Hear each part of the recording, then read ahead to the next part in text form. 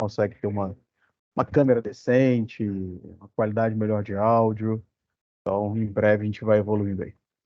Bom, senhores, hoje a gente vai falar um pouco, é o nosso segundo encontro, sobre o aspecto que a gente vai falar, refere-se sobre a importância do exemplo. E nessa atmosfera de importância do exemplo, nós havíamos falado na semana passada que é uma tarefa urgente e difícil, né? Que é a formação dos nossos filhos, é uma luta incansável que a gente precisa ter. Falamos também do melhor educador é o exemplo. E de uma gentileza a vocês, por acaso tiver muito ruído, vocês me avisem que eu volto lá para a piscina, tá? Não, tá Como de eu boa. brinquei. Oi? Tá Tá de boa? tranquilo. Tá Então, tranquilo. beleza, vamos lá.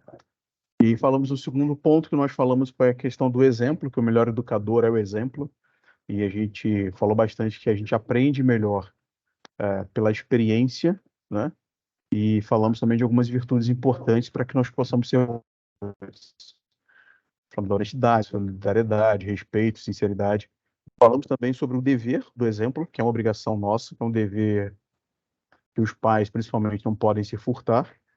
E aí a gente coloca a questão do pai naquela visão de paternidade, né? De vocação paternidade.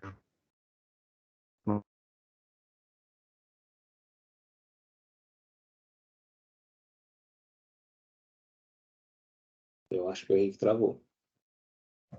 Para mim travou também. Aquelas questões que nós aprendemos com a nossa família. E também um despertar que é necessário, que é a consciência sobre a importância dos nossos exemplos. Precisa ter essa visão muito clara e objetiva. E hoje a gente entra em 4 pilares que nós vamos versar sobre a importância que nós precisamos ter sobre 4 aspectos importantes, 4 imagens simbólicas, que é a luz, o sal, o fermento e o pastor. Então a gente vai fazer um bate-papo bem tranquilo hoje sobre esses 4 aspectos, né? Então a primeira imagem que a gente vai falar dessas 4, né, esses 4 pilares de hoje, que são luz, sal, fermento e pastor, é a luz. E é interessante que a gente absorva essa visão de luz de uma maneira muito clara. E aí a gente tem São Mateus traz isso para a gente de maneira brilhante. Daí a gente tem em Mateus 5, vós sois a luz do mundo. Né? Então isso é importante que a gente entenda essa nossa responsabilidade diante da vocação que nós escolhemos, né? E da fé que nós professamos. E se nós somos luz do mundo, parafraseando aqui ainda São Mateus, que essa luz brilhe, né? Diante de todos os homens que estão ao nosso redor, para que eles consigam ver as nossas obras, como elas são, e principalmente que essas obras glorifiquem tudo que nós sentimos e tudo que nós vivemos no aspecto do nosso relacionamento filial com Deus. Então, opa, está alguém entrando aqui pelo apitozinho aqui, ó, é o Dimas. Então, esse aspecto que nós trazemos hoje da luz, é importante que existe uma visão paradoxal. Ao mesmo tempo que eu posso e devo ser luz, em alguns momentos eu acabo deixando de ser luz e me transformando em sombra. Né? E aí, como que eu consigo ter esse discernimento? Um dos pontos que nós tratamos na semana passada, que é justamente esse exame de consciência. Então, a gente precisa fazer esse exame de consciência partindo de perguntas, né, desafiadoras, de perguntas que vão nos tirar de uma zona de conforto. E a primeira é: eu tenho sido luz hoje? Ou eu fui sombra? O que eu fiz hoje de bom? O que até eu falei já nos nossos encontros anteriores sobre o aspecto de nossa vida é um livro em branco e cada dia que a gente vive é uma página que a gente vai escrevendo na nossa história, né? E o que eu escrevi na minha página de hoje foi algo em que eu consegui ser luz para alguém ou acabei me sendo de sombra? E a partir do momento que eu tenho esse discernimento, eu preciso tomar uma decisão se eu quero mesmo ou não enfrentar os meus desafios com coragem e com toda a dificuldade que eu terei para poder superar essas minhas dificuldades e continuar sendo luz para as pessoas. Só que eu não consigo ter essa dinâmica de ser luz para alguém se eu não tenho os exemplos concretos que me levem a uma reflexão sadia e profunda. Se eu sou uma pessoa sincera, se eu consigo ser uma pessoa constante naquilo que eu faço, se eu sou organizado, se eu tenho lealdade, no aspecto da lealdade, de ser leal, de fazer bem feito, se eu sou fiel aos meus compromissos. Então, se eu não tenho essa visão e esses exemplos a serem seguidos, certamente eu não serei luz. Tá? E isso a gente precisa ter uma dinâmica não só com os nossos filhos, mas dentro do nosso matrimônio, no ambiente de trabalho, e ter essa reflexão. Com os outros, é claro que isso acaba se tornando um desafio maior, né? Mas a gente precisa ser essa referência positiva. E principalmente nessa reflexão, entender se as pessoas ao nosso redor nos enxergam efetivamente com isso. Mas como nós falamos lá, parafraseando também aqui o Chesterton, é que a gente não consegue dar a alguém aquilo que nós não temos. Então, como que eu posso querer que o meu filho seja sincero, querer que meu filho seja constante, meu filho, meu sobrinho, um colega de trabalho, nas atividades, se eu não o sou? Daí a importância de alguns momentos a gente ser firme e falar não em alguns aspectos. Eu gosto muito de trazer os meus exemplos. Hoje mesmo, no meio de uma reunião, preparando um relatório para uma reunião, melhor dizendo, eu fui interrompido 4 vezes. E para as 4 pessoas que vieram falar comigo, tipo, olha, cara, agora eu não consigo. Eu estou extremamente concentrado para essa entrega. Eu tenho um limite máximo de tempo para me preparar para a reunião. Então eu não vou conseguir dar a atenção que você precisa. Ô Wesley, seja muito bem-vindo, cara. Qualquer coisa que você quiser pontuar, pode abrir o microfone aí, fica à vontade, tá? E durante essa tratativa que eu tive com a minha equipe, alguns ficaram muito chateados. Mas naquele momento eu precisava deixar claro para eles que nem tudo eles terão da maneira que eles querem. Não posso parar o que eu estou fazendo simplesmente para resolver algumas questões que não são tão urgentes. Então esse equilíbrio que a gente precisa ter no nosso dia a dia para que as pessoas percebam a constância que eles precisam ter no trabalho, uma organização, uma lealdade aos prazos que a gente tem.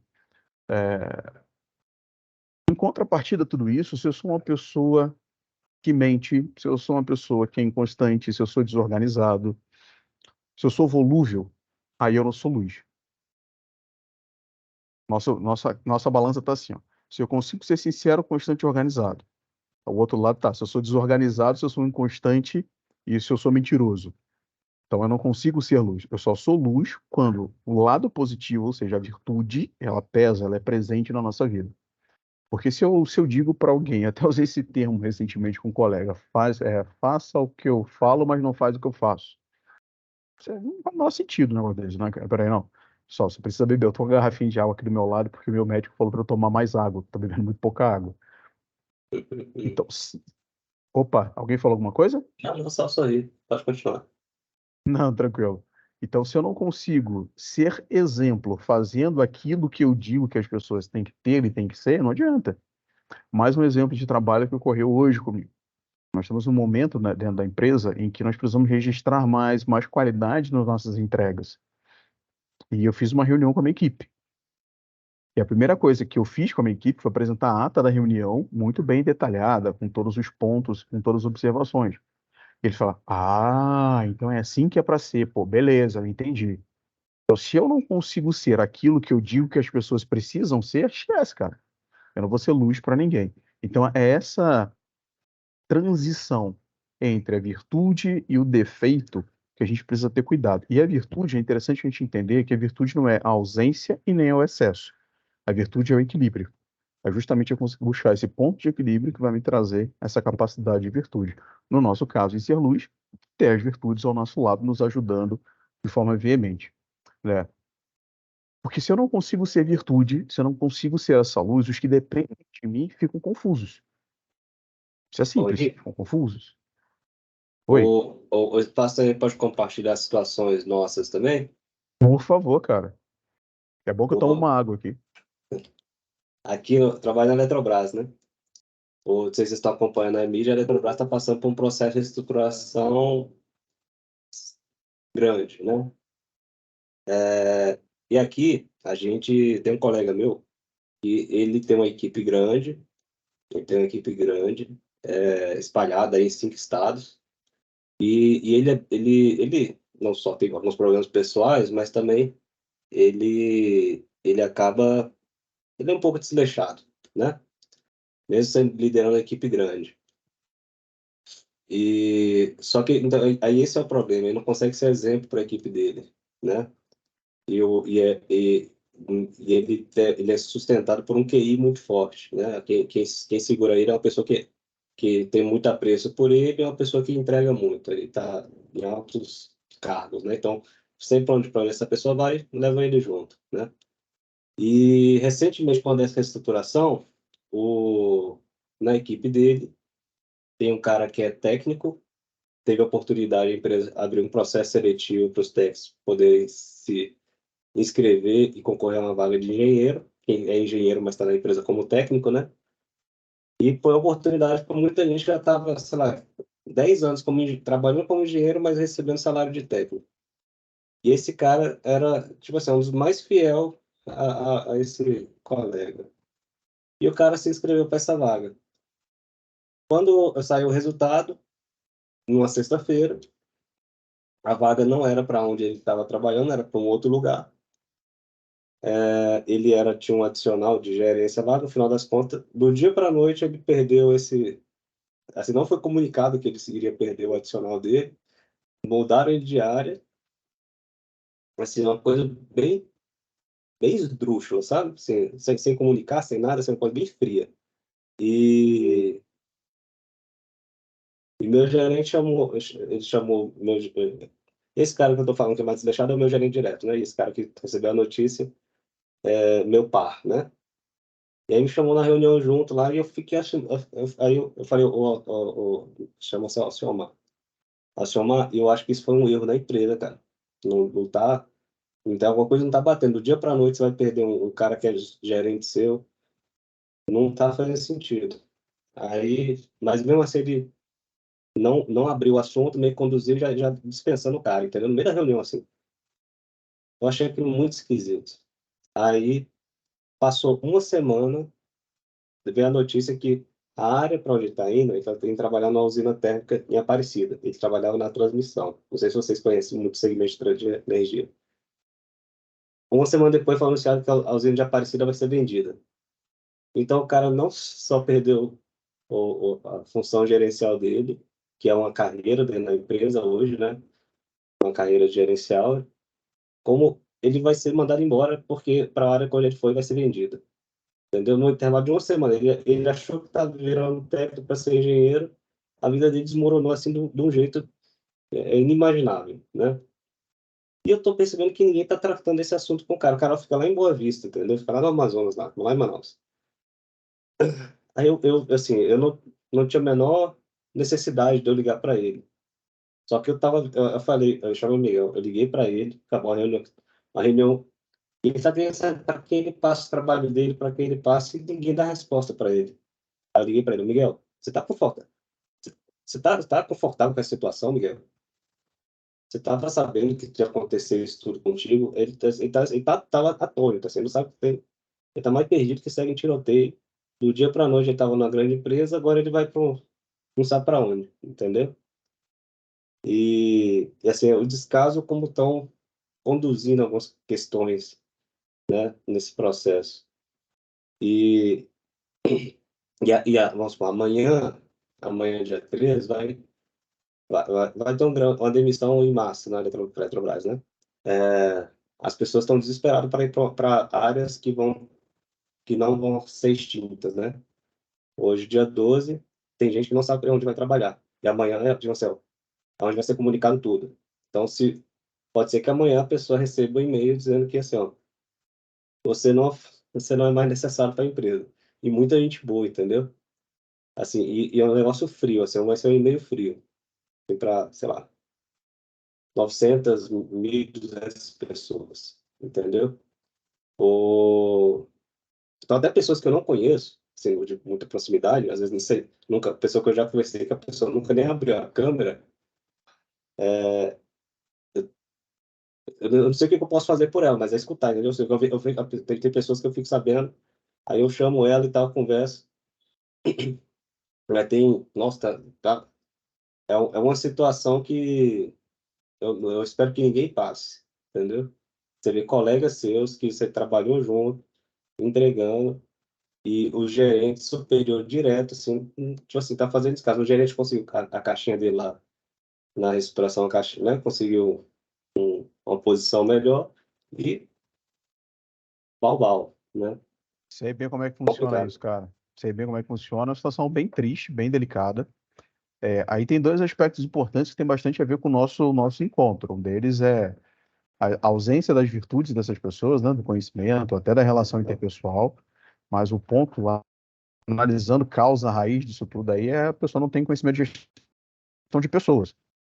Como eu gerencio a minha equipe, como eu lido com ela, como é que eu me comunico, isso é latente.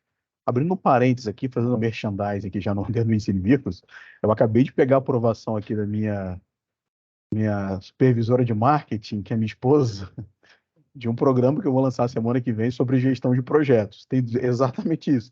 Como não cometer esse tipo de erro, mas fecha aspas aí, fecha parênteses. Mas isso é ausência do conhecimento, né? E é uma ignorância. E essa ignorância ela não é perdoada. Porque se a pessoa está numa posição de gestão, ele lida com os profissionais da empresa, é obrigação dele saber gerenciá-los. É obrigação deles ter uma comunicação clara, objetiva e baseando-se em virtudes. Porque, do contrário, você está objetificando as pessoas que trabalham na tua equipe. Eu já passei por uma situação como essa, quando eu trabalhei em uma empresa privada. Passei numa situação como essa, quando eu estive no Ministério da Economia. E ali é mais insalubre a questão, porque na iniciativa privada, é assim, você está resultado, por mais que você seja um objeto de valor para a empresa, um ativo, ok, você está trazendo resultado. Na administração pública, tu pode trazer o resultado que for. Se você não for do grupo político que está ali, acabou, você está fora. Então essa é uma realidade, assim, latente. Eu vivi isso no Ministério da Economia, os 2 anos que fiquei lá enquanto diretor. E sei bem como é que funciona. Então, administrar isso realmente precisa de muita virtude. Então, vamos rezar aí para que, para esse caso bem complexo do seu colega aí, está passando por esse momento, e principalmente pelo gestor, né? Que toma um pouquinho de chá de Semancol, ou aquele antibiótico, né? Citocol, para ver se muda um pouco a forma de agir com a equipe. Isso tem a ver principalmente com a nossa tratativa de hoje mesmo, tá, Joaquim? Como você traga isso daí. Porque as pessoas ficam confusas quando dependem de alguém que não é constante, que não é um bom exemplo, que não consegue, de uma forma organizada, de uma forma ordenada, trazer isso. Em suma, né? Em suma, as pessoas não podem contar contigo, com aquele gestor. Quando eu falo contigo, é aquele gestor, obviamente, né? Não podem contar com aquele gestor. Por quê? Porque não tem a referência do farol. Uma coisa interessante, que é até trazendo esse aspecto de administração pública, os 2 anos que eu fiquei no Ministério da Economia foram muito desafiadores. E seguindo uma orientação do nosso padre, São José Maria Escrivá, ele sempre dizia, olha, tenhamos na nossa mesa um crucifixo. E as primeiras semanas eu tinha um crucifixo na minha mesa. E eu vi que me trazia mais dor de cabeça do que qualquer outra coisa. Porque as pessoas viam aquele crucifixo e começavam a fazer uma série de julgamentos. Só que ao mesmo tempo comecei a perceber que aquilo ali poderia ser um farol para outras pessoas. Poderia ser uma referência. E é justamente isso que a gente precisa ser. Nós precisamos ser referências e farol para as outras pessoas todo meio da tempestade. E o que você fez foi justamente ser esse farol, de pegar o telefone e falar assim, cara, você não tem nada a ver com isso. Você poderia ficar na tua zona de conforto. Mas você teve justamente essa capacidade de pegar o telefone, cara, você está entendendo o que está acontecendo? Tá tudo bem aí. Ou seja, você foi uma referência positiva para aquela pessoa naquele momento. E isso é importante que nós sejamos, né? Porque até hoje em dia a gente não consegue. E o que isso leva a entender, né? Essa tua atitude e o contexto que a gente traz. Porque se eu sou uma pessoa com ideias nobres, que é o exemplo da ideia que você teve, ideias bem definidas da minha vida, aspecto moral, aspecto teologal, sendo uma pessoa que tem valores positivos, ânsia de fazer o bem, que vibra com as coisas que são boas, as coisas que são corretas, que procura praticá-las, né? Se nós somos, de maneira geral, pessoas cheias de fé, de esperança, certamente, obviamente, nós teremos luz. Mais ainda do que ser luz, nós teremos um reflexo da luz que nos ilumina, da luz da nossa fé, da luz com L maiúsculo, né? Que é uma sinalização divina, que é o foco do cristão, que é justamente orientar outras vidas. Em contrapartida, se nós não conseguirmos ser essas pessoas com essa visão transcendental e essa visão moral, se eu sou uma pessoa cética, agnóstica, cheia de incertezas, de pessimismos, convencida de que nesse mundo que a gente vive, né, nada é de bom. Eu começo a olhar só para mim, para mim, para mim, para mim, inclusive abrindo parênteses aqui, aquele termo mimimi, ele vem de uma tradução direta do inglês, né? Me, for me. I would like everything to me, only to me, me, ou seja, a pessoa extremamente egoísta.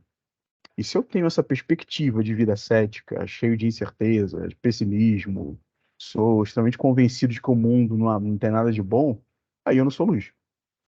Aí certamente eu começo a ser sombra para todas as pessoas que estão ao meu redor. Então, essa que é a dinâmica que a gente precisa ter para entender bem quando eu sou luz e quando eu sou sombra, né? É, se eu sou um cara que luta, mas sempre se entrega no meio da batalha, eu não estou sendo luz, estou sendo sombra. Mas se eu luto, e detesto um conformismo que existe de maneira geral nas pessoas, de maneira geral, até no aspecto de gestão, aí eu consigo ser luz, eu dou um exemplo para as pessoas. Então, o aspecto da luz e da sombra é importante que a gente consiga distinguir dessa maneira, tá? Se eu vejo um outro paralelo que a gente pode fazer, se eu vejo, antes de mais nada, ao lado positivo das coisas, se os meus comentários em casa, com os meus amigos, sem ser aqueles comentários ingênuos, né? Aquela coisinha bobinha. São comentários que sempre estimulam as pessoas a fazerem, a se entregarem cada vez mais, no ambiente de trabalho, no ambiente de amizade, eu sou luz. Eu sou luz. Eu estou motivando as pessoas a buscarem seus sonhos, motivando as pessoas a buscarem uma formação, motivando as pessoas a uma série de situações. Dá o meu exemplo. Eu tive uma dificuldade muito grande de começar esse trabalho aqui com vocês de formação. Eu só me dei por conta quando eu percebi, cara, eu estou sendo sombra, eu não estou sendo luz. Se eu dou uma oportunidade para as pessoas terem uma formação e conhecimento, eu permito que elas estejam na luz. Eu sou só um instrumento, obviamente, né? Eu até brinco com os amigos que eu sou aquela ferramenta. Quem gosta de carro vai entender bem a minha analogia. Eu sou aquela ferramenta velha, suja, que está lá na mala de ferramenta do mecânico, lá embaixo. Que, assim, você olha, não serve para nada. Mas quando Deus olha e toca assim, ó, peraí, eu preciso disso aqui agora. Essa ferramenta suja mesmo, velha, rajada, quebrada, que todo mundo acha que não serve para nada. É isso que a gente precisa, assim, se sentir um instrumento válido, com todas as nossas misérias, com as nossas dificuldades, e através das dificuldades ser luz para as pessoas, né? Em contrapartida, fazendo esse paralelo nessa questão de positividade, que é um termo muito utilizado, mas se eu pertenço a um hall de pessoas que mal aparece em casa, ou seja, aquele cara workaholic, que eu fui muito isso daí, que é uma época na minha vida que eu trabalhava das 9 às 11h30 da noite. Ou sentam à mesa, ou entram na sala de aula, independente da sua profissão, né? Numa tratativa completamente fria, robotizada, que tem como objetivo apagar a alegria das pessoas. Um exemplo, eu trabalhei com um profissional que, quando nós chegávamos para fazer uma reunião com ele, e ele era o nosso líder, nada para ele servia. Nada. Você trazia soluções e não servia. E você perguntava, beleza, se essas soluções não servem, como que eu vou fazer? E ele falava, o problema é teu. Tudo que você está trazendo não serve. Agora, como é que você vai resolver, eu não sei. Então, isso não é ser luz para ninguém. Isso é ser sombra. E é uma sombra muito danosa, né? E ser a luz, a gente precisa entender que, além de ser o exemplo falado, eu tenho que ser o exemplo com o meu ato, tá? E esse paralelo é que a gente tem tratado aqui. Porque se eu me desassocio dessa capacidade de entender que levar luz para alguém é iluminar o caminho, é dar liberdade para as pessoas buscarem aquilo que elas pretendem, eu não sou luz, eu sou sombra. Engana-se muito veementemente as pessoas que acham que ser luz ou você ajuda o outro quando você diz, não é isso que você vai fazer, não. É melhor que você faça isso. Vai por esse caminho daqui. Isso não é ser luz. Você está tirando a liberdade de escolha daquela pessoa. Muitas vezes a gente precisa ser luz dando um exemplo. E eu vou trazer um exemplo aqui para vocês, sem citar nomes, porque eu tinha uma pessoa muito próxima. E fui convidado para ser padrinho de casamento. Só que era um casal homoafetivo. E aí eu perguntei para esse casal, assim, beleza, mas o que é um casamento? Eles não me souberam responder. Eu falei, o que é ser um padrinho de casamento? Eles não souberam me responder. Eu perguntei, qual é a bandeira que vocês levantam diante das escolhas de vocês? Eles não souberam me responder. Eu poderia muito bem falar assim, cara, não. Acabou? Não. Gerei sombra para eles. Só que eu fiz algumas perguntas que vão direcionar um caminho de busca. Resultado. Eles entenderam que aquilo que eles estavam buscando não era o melhor caminho para eles. Então, essa é a dinâmica da luz. É dar condição para que a pessoa possa seguir sempre em frente, né? Porque a imagem da luz é simples.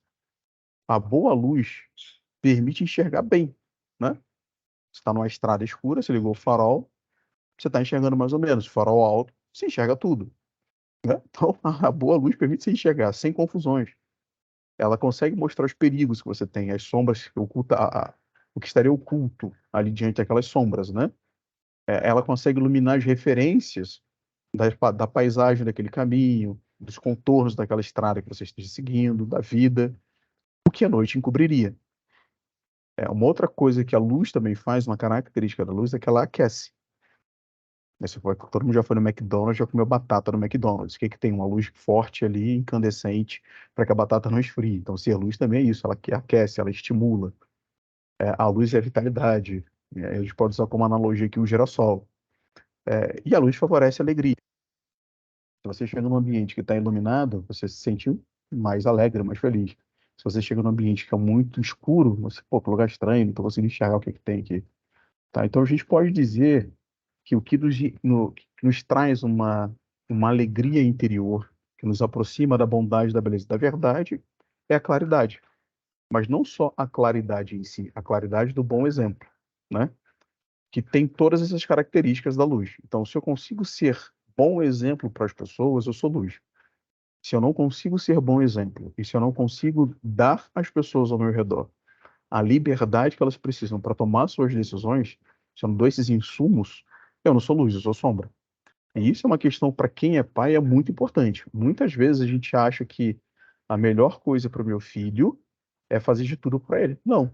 Um exemplo que eu usei bastante lá no IP Rosa, acho que um ano atrás, um ano e meio atrás, foi quando a gente se depara com uma determinada situação. O meu filho, até falei isso com o pessoal lá de Unai, recentemente. O meu filho deixa o copo na beira da mesa. Qual é a primeira reação que eu tenho? Aí a maioria dos pais fala, não, eu vou lá, corro e tiro o copo da beira da mesa, senão o copo vai cair. Não, cara, deixa o copo cair.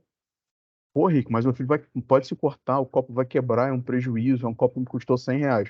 Ok, mas quando que o seu filho vai ter uma decepção na vida, uma frustração na vida? Quando ele estiver maior, sozinho no mundo, ou ao teu lado, em que você vai ensinar para ele ter mais prudência na posição de colocar um copo, entender que um copo pode cair, ele pode se machucar. Então, essa é a diferença de ser luz ou ser sombra. A superproteção, independente de qual seja o aspecto profissional, dentro do matrimônio ou com os filhos, isso é sombra. Você tem que proteger, mas dando a liberdade de que eles possam também tomar suas decisões. Então, isso é importante a gente ter essa visão clara com relação à luz. E sal, beleza, como é que eu consigo ser sal? Sal é até mais fácil que a gente entender, porque o sal tempera, né? Se eu tomar uma aguinha, que o sal tem a ver com a temperança. Eu gosto sempre de contar uma frase uma frase não, uma situação que aconteceu comigo. Eu morava no Lago Sul com uns amigos e eles trouxeram uma picanha de boi verde. Eu não sabia nem o que que era boi verde, muito menos como é que é um corte de uma picanha, só sabia comer. E aí eu fui fazer a comida. Só que ao invés de botar na churrasqueira lá o sal grosso, eu coloquei sal fino, resumo da ópera. Nem eu, nem a cachorra, nem ninguém conseguiu comer a bendita da carne que estava salgada. Justamente por isso, porque eu errei na mão. Então, ser sal é conseguir ter essa temperança, né? E aí, voltando a Mateus, obviamente, um grande evangelista que nós tivemos, e que serve de inspiração para a gente também, né? Porque quando a gente olha para a história de Mateus e vê o que ele foi, pô, peraí, cara, então eu também consigo dar a volta por cima. Que ele diz que vós sois o sal da terra, ou seja, nós somos o sal da terra. E ele completa dizendo: se o sal perde o sabor, com que será restituído o sabor, né? Então a gente tem que ter muita sensibilidade nessa tratativa. Por quê? Se eu não tenho essa sensibilidade, se eu não consigo entender que o meu excesso de proteção, o excesso a minha ausência, lembra que eu comentei da virtude? Que a virtude não é a ausência nem o excesso, a virtude é justamente o equilíbrio. Quando a gente fala dessas imagens simbólicas, a imagem do sal é a que está mais próxima do equilíbrio, né? E da temperança. E a gente pode resumir, né, com simplicidade esse pensamento com relação a ser sal. E até usando aqui um ponto de São José Maria Escrivá. Sal da terra, né? Sal da terra. Ou seja, é até uma questão tem no nosso testamento. Nosso Senhor disse que os seus discípulos, tu e eu também, né, são o sal da terra. Para imunizar, é importante que a gente entenda isso, para evitar a corrupção, para temperar o mundo. Então, quando eu falo para imunizar, quando eu falo para evitar a corrupção, para não estragar, para não deteriorar, e para temperar o mundo, é esse equilíbrio que a gente precisa ter. É essa abordagem cirúrgica que a gente precisa ter dentro dessa atmosfera de ser sal. Que do contrário, fica muito distante uma vida quando eu quero ser sal para alguém. Então vamos usar aqui a questão da temperança. Momento que eu não sou sal para alguém. Vou sair com os amigos para sair da missa. Encontrei com os amigos, vamos tomar uma cerveja, vamos embora. Cara, você está sendo sal ali. Você está fomentando algo de bom. Você pode ser, em alguns aspectos, fermento, você está sendo luz. Ótimo. São várias imagens simbólicas. Só que eu deixo de ser sal com aquele amigo quando eu tomo uma, duas, três latinhas, quatro, cinco, uma caixa de cerveja. Me embriago de uma forma completamente fora da curva. Aí eu já não sou mais sal. Porque eu salguei aquele aspecto de que eu deveria ter dado aquele tempero para aquele momento de união com os amigos. Então, essa questão do sal, ela é muito ligada à temperança, é muito ligada à minha capacidade de lidar com as dificuldades do dia a dia sem sair de um patamar normal de tratativa. Seja no trânsito, assim, é extremamente latente essa questão do trânsito. Uma vez eu estava saindo do Lagedo e tomei uma fechada. O cara me fechou ali na W3. Só que o cara me fechou, além de me fechar, ele começou a buzinar. Ó, você não sabe dirigir? Eu falei, pô, peraí, cara, você me fechou. Naquele momento, qual é a natural reação? Buzinar, retornar aquela buzinada e começar a brigar. Então, qual foi a atitude que eu tive? Baixei o vidro e falei, cara, desculpa, eu não te vi. Nesse momento, você quebra o cidadão. Por quê? Você usou todos os seus artifícios que você tinha na tua mão naquele momento para equilibrar uma situação que poderia se tornar tragédia. Se eu não falo nada, ele poderia continuar se exaltando. Se eu me exalto, ele se exaltaria mais ainda, bateria o carro, não sei se ele está armado. Ou seja, a busca por esse equilíbrio é ser sal. É conseguir fazer com que as coisas sigam de maneira adequada. Isso no matrimônio é essencial. Uma coisa que isso é muito comum dos homens, né? A gente às vezes chega em casa do trabalho cansado e a gente recebe o relatório do dia das nossas esposas, né? Ela fala o que aconteceu com um, com o outro. Quanto mais filhos você tem, mais história você tem para ouvir. É importante que a gente esteja atento ali. A nossa esposa só quer que a gente ouça, mais nada, ela só quer desabafar. Hoje mesmo eu visitei uma pessoa muito próxima aqui em Goiânia, e quando a pessoa nos viu, eu, minha esposa e minhas filhas, a pessoa ficou super feliz, porque ela só queria ver. Então, se a gente ali, não, agora vamos sair, vamos para outro lugar. Não, não é isso que precisa. O que a gente precisa é se fazer presente naquele momento, buscar esse equilíbrio e ser justamente essa capacidade de tempero para as pessoas. O terceiro ponto dentro dessas quatro imagens que eu queria trazer hoje no nosso bate-papo é a imagem do fermento, né? E aí também, novamente, remetendo a Mateus, ele diz o seguinte: o reino dos céus é comparável ao fermento que uma mulher toma e mistura em 3 medidas de farinha e que faz fermentar toda a massa. Ou seja, o fermento é a capacidade que a gente tem de ser para levar adiante todo o nosso conhecimento. É levar adiante e disponibilizar aos outros tudo aquilo que nós somos. Por exemplo, o Ricardo, ele pode usar todo o conhecimento militar que ele tem, por exemplo, para ajudar no Arpia, quando a gente fizer o nosso acampamento. Inclusive, tem novidades para falar sobre o Arpia depois aí para vocês. Ué, pô, o cara é militar. Então, ele será fermento se ele participar desse evento com a gente. Bom, vamos caçar aqui um bicho. Até abrindo parênteses aqui, o Michel foi pra gente numa chácara uma vez e as crianças queriam andar de stand-up. O Michel é um amigo em comum que eu tenho com o Ricardo. E o Michel é da Marinha. E aí o Michel chegou para mim e falou assim, aí as crianças, não, tio, quero entrar na água, quero entrar na água. Só que tava muito frio, muito frio. Eu falei, irmão, eu não vou entrar nessa água, mas nem, tá louco, não vou, não vou. Aquilo que eu lembrei, pô, Michel é marinheiro da Marinha, fuzileiro naval. Falei, Michel, seguinte, cara, toma aqui o stand-up, as crianças estão todas aqui, entra na água com eles. Ele, que isso, Henrique? Por quê? Você é da Marinha, cara. Barco, prancha, é na tua área, tua zona de conforto. Então vai lá e se vira. Então a gente precisa ser, obviamente, não esse fermento forçado, como eu fiz com o Michel, mas disponibilizar o nosso conhecimento ao próximo é uma maneira de ser fermento. É uma maneira de crescer em conjunto com o outro, né? Porque hoje, o que é o mundo hoje? Hoje o nosso mundo é uma massa. Só que é uma massa carente, quase inteiramente, né? Ou seja, na sua totalidade, com raríssimas exceções, de qualidade do bom pão das virtudes. Não existe virtude hoje. Você fala com algumas questões de virtude com as pessoas, cara, entra no ouvido só pelo outro. E a gente não consegue deixar de ver isso na sociedade, né? E isso é um fato. Não precisa ir longe. É o cara que quer ganhar mais do que o outro, é o cara que quer defender o cargo dele de qualquer maneira. E se a gente viver numa sociedade cada vez mais massificada dessa maneira, em que um ambiente materialista e incrédulo, né, nos cercar e essas pessoas cada vez mais se personalizarem através disso, é o fim. E é justamente dentro dessa massa, é justamente dentro dessa sociedade sem fermento algum, que entram pessoas como cada um de vocês, que buscam uma formação, que buscam uma melhora na sua conduta da educação dos filhos, seja no clube, seja num encontro de formação como esse. Por quê? Porque não é fácil. Não é fácil hoje.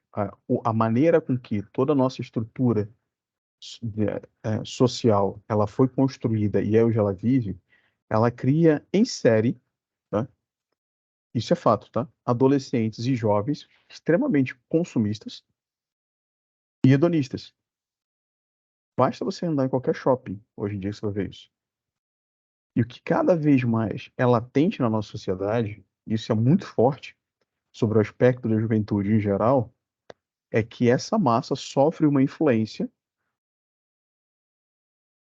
podemos dizer até que ditatorial, de ideologias completamente distintas e que só tem um objetivo: a desassociação do núcleo da sociedade, que nada mais é do que a família.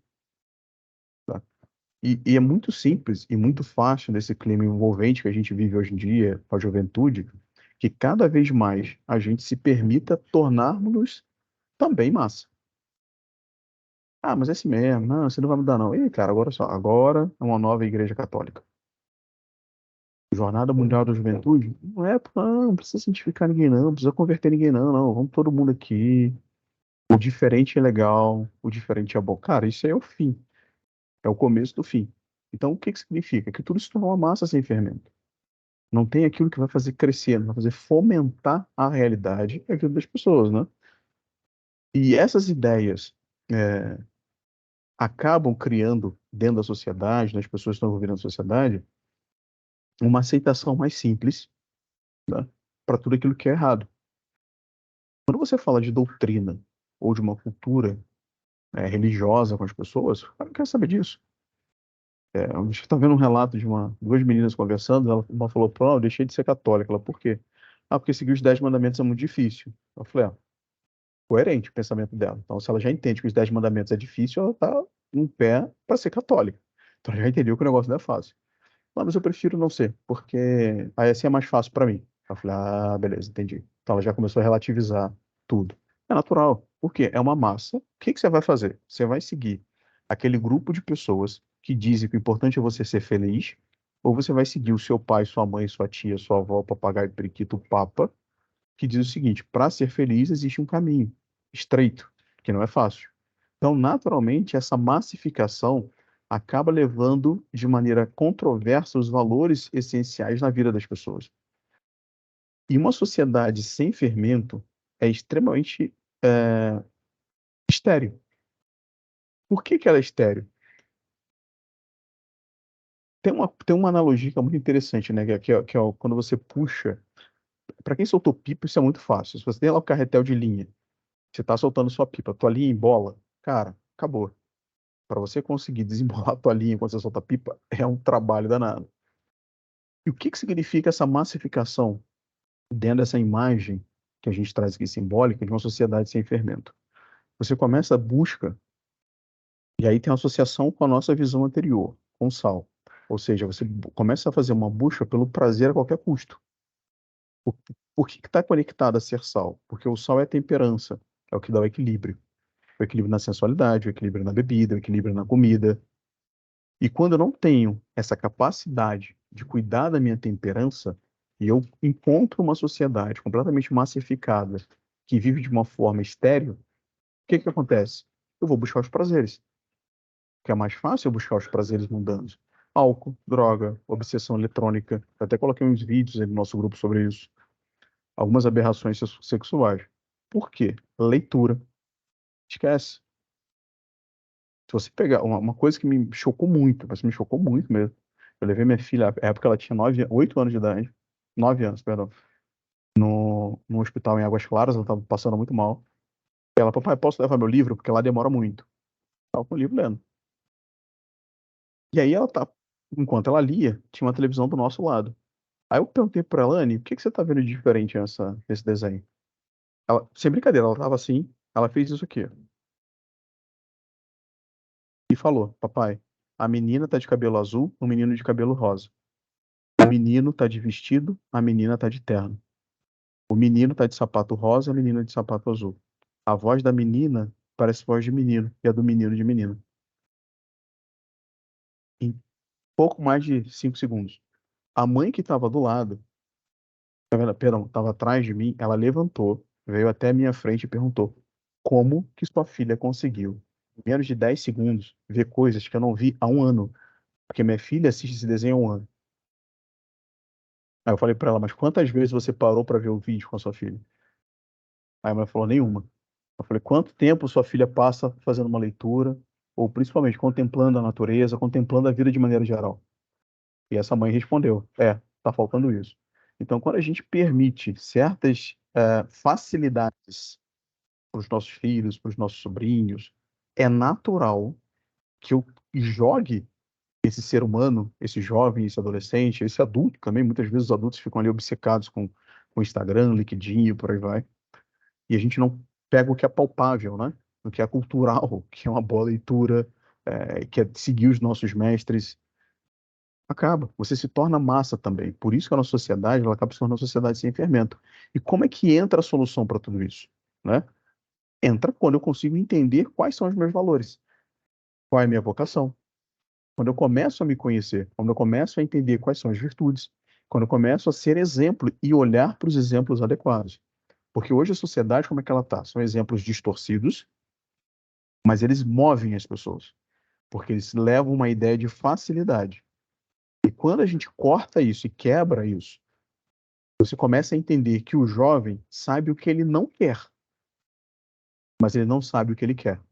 Por exemplo, o jovem não quer trabalho, o jovem quer facilidade, o jovem quer tudo mais rápido, o jovem quer prazer a qualquer custo, o jovem quer mais, quer.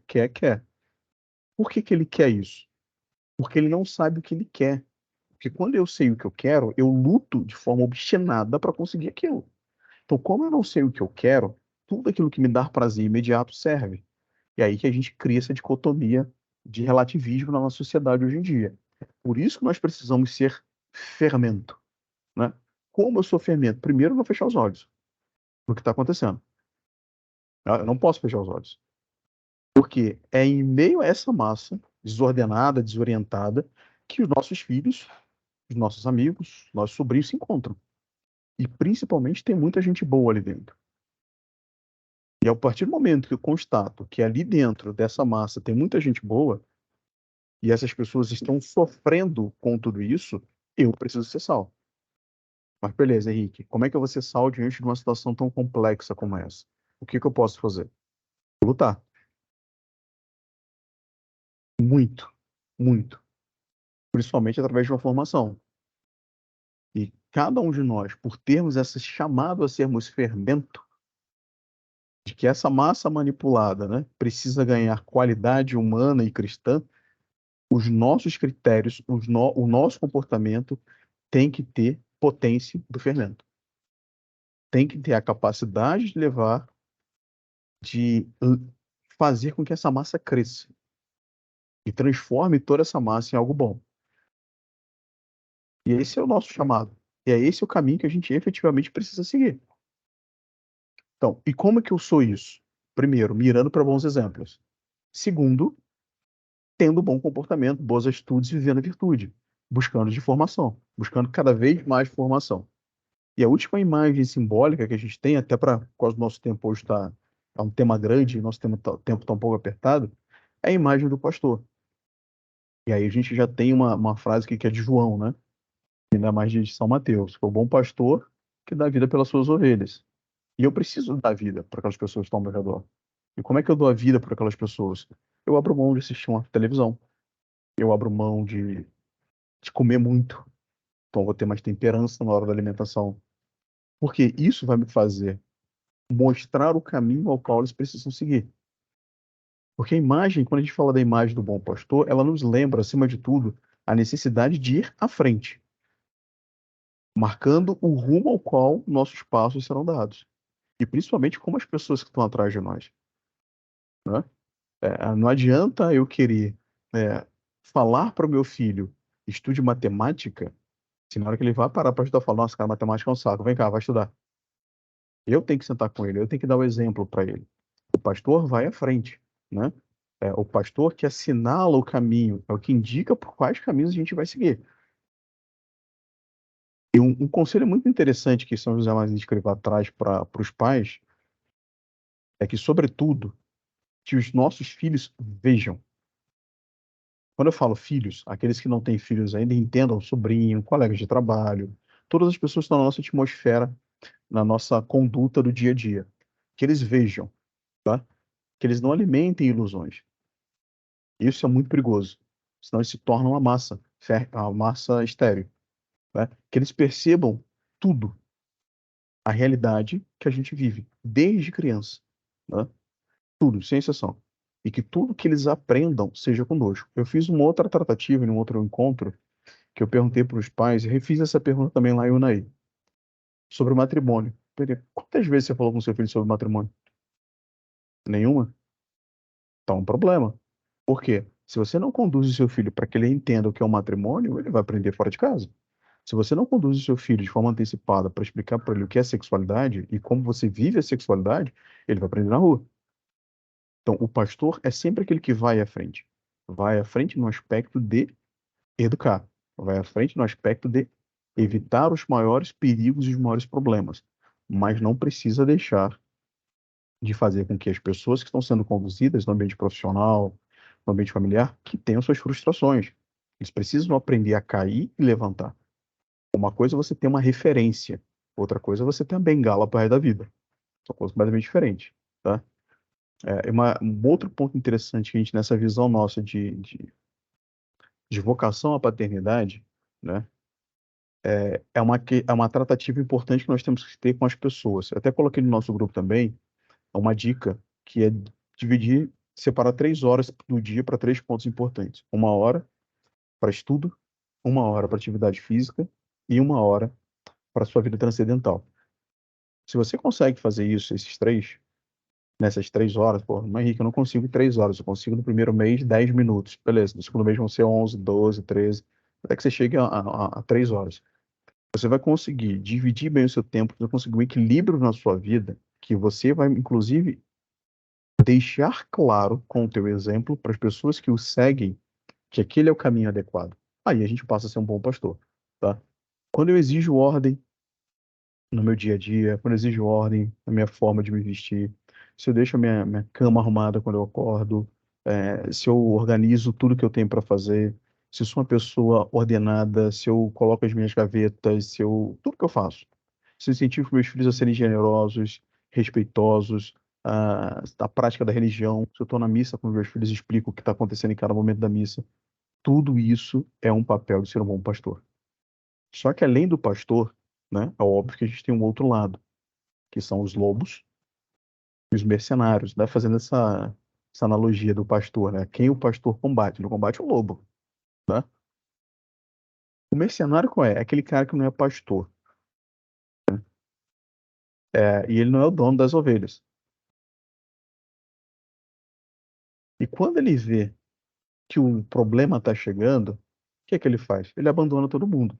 Você quer ver um exemplo bem interessante disso aí do mercenário? É o seguinte, tem um vídeo de uma família que acontece alguma coisa, acho que é um estrondo, o cara toma um susto, ele larga o carro, vou mandar esse vídeo pra você, o cara larga o filho no carrinho de bebê sozinho e sai correndo. Esse é o exemplo do mercenário. O cara só pensa nele. Chegou o problema, ó, linha. É isso que a gente tem que ter muita atenção com os nossos filhos, principalmente na educação dos mais novos. Muitas vezes eles vêm pra gente com um problema, a nossa carga de estresse, a nossa carga de trabalho está tão alta, que a gente fala para ele, não, filho, agora eu não quero resolver esse assunto, não. Por quê? Aí você não é mercenário. Agora, se você chega naquele momento que você realmente não consegue, você explica para o seu filho, ouve pelo menos 5 minutos, 2 minutos. Filho, o que que você está precisando? Pai, essa pessoa. Ok, olha só, agora eu estou muito ocupado, eu entendi seu problema, realmente é muito sério. Só que eu preciso entregar isso aqui primeiro, porque eu já tenho um compromisso firmado com algumas pessoas. Assim que eu terminar, o meu tempo é integralmente dedicado a você. Acabou. Olha a diferença nas duas situações. Tá? E o lobo é aquele que vai ficar sempre sorrateiro. Tá? Por quê? Porque ele está sempre esperando uma oportunidade para pegar as ovelhas, para pegar nossos filhos. Então, quando a gente fala do lobo, por mais dura que possa parecer essa expressão, são os pais, ou os educadores, ou as pessoas que estão próximas dos nossos filhos, que com as suas próprias mãos, ou seja, com seus maus conselhos, com seus maus exemplos, empurram os nossos filhos, as nossas pessoas que a gente trata, para o mau caminho. Exemplo. Eu dei exemplo agora do convite que eu recebi do matrimônio não, perdão, do casamento entre dois rapazes, né? Eu poderia muito bem falar assim, cara, vai lá, é isso mesmo. É isso aí, vai lá. Você é livre, a vida é sua. Não, cara, não é assim. A gente precisa colocar tudo no seu lugar. Da mesma maneira que eu não posso conduzir a minha equipe, ou o meu filho, ou o meu matrimônio, principalmente o meu matrimônio, por um caminho que não é o caminho adequado. Um amigo, ele falou para mim uma vez o seguinte, a gente estava viajando, estava em Palmas. Aí ele falou assim para mim, pô, Henrique, vamos numa balada? Aí eu falei, não, cara, não vou numa balada. Ele, por que não? Eu falei, cara, sou católico, tô casado, pô, não tem nada a ver balada. Essa hora da noite, amanhã tinha que acordar cedo. Eu vou, mas, pô, Henrique, tu não fala que tem que estar junto com os amigos, que o exemplo é importante para os amigos. Pô, tu tem que ir comigo, cara. Que esse cara é meu amigo? Porra nenhuma, ele queria uma companhia para ir pra zona. Então, assim, é isso que a gente tem que entender. Quem são os lobos? Quem são os mercenários? São aqueles caras que vão deixar na mão. Vão deixar na mão. E a gente sabe quem são as pessoas que estão próximas a gente, que a gente pode confiar. A gente sabe quem são as pessoas que estão próximas da gente, que a gente pode contar nos momentos mais simples e nos momentos mais complexos. Então, quando a gente fala hoje nesse nosso encontro sobre essas linguagens simbólicas que a gente precisa ser na vida e precisa entendê-las para justamente qualificar, tá, o que nós somos para os outros e principalmente o que as outras pessoas estão sendo para a gente. No aspecto da luz, ou seja, o meu exemplo tem que iluminar, tem que dar clareza para as pessoas com os bons exemplos. O sal é temperar toda aquela atmosfera que está ao meu redor. Ela não pode ser nem insossa, ou seja, aquela coisa que ninguém está nem aí para nada, que acontece muito no ambiente profissional, e nem pode ser uma festa o tempo inteiro, como acontece em algumas empresas. Inclusive, eu prestei consultoria para uma empresa que o lema da empresa era que todo mundo fosse feliz a qualquer custo. Quando eu vi aquilo, eu falei, pô, tem uma coisa estranha, cara. E depois eu fui entender porque realmente tinha muita, muita coisa estranha. Esse é o fermento, justamente para combater essa massa estéril que nós vivemos hoje em dia, que é a nossa sociedade, aonde o que vale é o que eu quero e não o que é certo, e levar esses bons exemplos, essa formação para essas pessoas, ou seja, fomentar o crescimento e direcionamento para todos, e o pastor, que é ter muito claro aonde estão os lobos que querem tomar a nossa família e quais são os mercenários. Pasmem, muitas vezes nós somos mercenários. Muitas vezes nós fugimos e deixamos de lado aquilo que a gente não pode deixar de lado. Isso é muito crítico. É duro de ser falado, é mais duro ainda de ser ouvido, mas é uma realidade. E a gente precisa ter essa tranquilidade, ter esse exame de consciência muito afinado todos os dias, para justamente entender, cara, o que que eu fiz de legal hoje? O que que eu consegui ser luz? O que que eu consegui ser sal? Aonde eu fui pastor? Aonde eu fui fermento? Porque quando eu consigo colocar isso, para mim é mais fácil que eu sou colérico, né, cara? O colérico é todo organizado, pô, na minha cabeça aparece uma tabelinha, aparecendo o que eu fiz, o que eu não fiz, ponto positivo, ponto negativo, é coisa de maluco mesmo. Mas, em suma, a gente precisa ter essa visão muito clara, esse nosso exame de consciência. E esse exame de consciência não é algo que vai ser punitivo. Ai, meu Deus do céu, no final, pô, meu chefe, ó, senhor, falhei aqui e ali, pô, me ajuda, eu sou realmente miserável, sou fraco, pô, não deu certo hoje. Mas que pelo menos amanhã não erre. Acabou. Sem esse sofrimento, sem esse desespero interno. É claro que muitas coisas fazem com que a gente sofra verdadeiramente. Mais à frente a gente vai falar sobre a dor na alma. Certo? Muita gente fala, não, doeu na alma. Cara, e dói mesmo. Tá? Quando a gente se arrepende de algo, dói o corpo sente literalmente. Mas é importante que a gente tenha essa visão desses 4 aspectos, né? De sermos sal, de sermos luz, de sermos fermento, de sermos pastor, para que a gente consiga conduzir bem as pessoas que estão ao nosso redor, nossa família, nossos amigos, e principalmente para que a gente consiga também buscar uma formação mais adequada aí a cada momento na nossa vida. É isso, senhores. Microfones abertos para nossa. Eu sempre gosto de ressaltar, porque quem vê o vídeo gravado, para ficar com gostinho. Agora começa a parte mais legal, que é a resenha. Então, quem não participou vai ficar só até aqui, tá? Porque tá gravado só até aqui. Agora, quem tá aqui com a gente hoje, a gente faz a resenha, que é o mais legal de tudo. Mas vamos lá.